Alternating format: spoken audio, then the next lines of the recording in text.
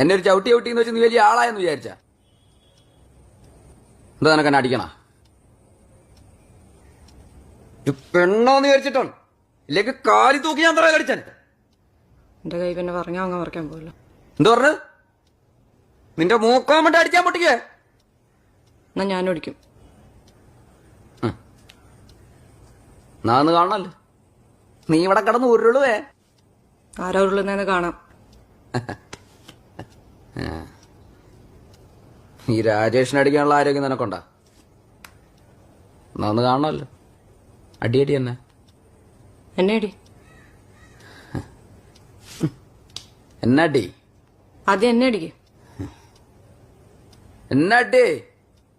എന്നെ അടിക്കുന്നേ. ഞാൻ അടിക്കുവേ.